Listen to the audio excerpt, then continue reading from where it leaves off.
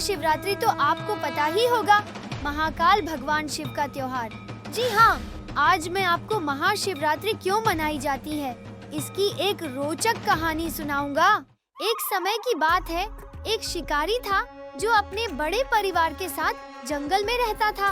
वो बहुत ही क्रूर स्वभाव का था और उसने कभी कोई अच्छा काम नहीं किया था। हर दिन वो अपने परिवार के लिए जानवरों का शिकार करता था।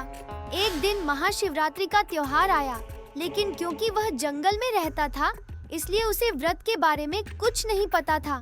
उसके माता, पिता और पत्नी भूख से परेशान हो गए और उसे खाना लाने के लिए कहने लगे।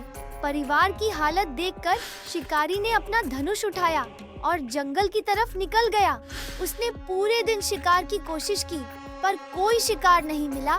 सूर्य अस्त हो चुका था, रात होने लगी थी और वो परेशान हो गया।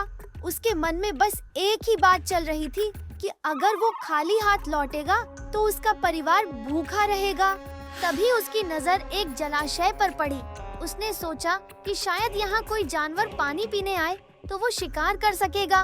वो एक बेल के पेड़ पर चढ़ गया और वहीं बैठकर शिकार का इंतजार करने लगा।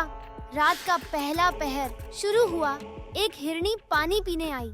शिकारी ने तीर चलाने की कोशिश की, पर शिकार नहीं हो पाया। इस बीच बेल के पत्ते गिरकर नीचे एक शिवलिंग पर गिर गए। इस तरह अनजाने में पहले पहर की शिव पूजा हो गई। दूसरे पहर में फिर एक और हिरनी आई।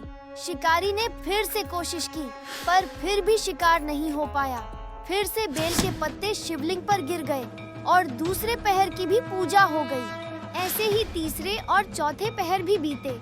हर बार जब शिकारी शिकार की कोशिश करता, तभी पत्ते शिवलिंग पर गिर जाते और बिना जाने उसकी पूजा हो जाती। इस दौरान शिकारी पूरे दिन बिना खाए पिए रहा और पूरी रात जागता भी रहा। ये सब देखकर भगवान शिव प्रसन्न हो गए।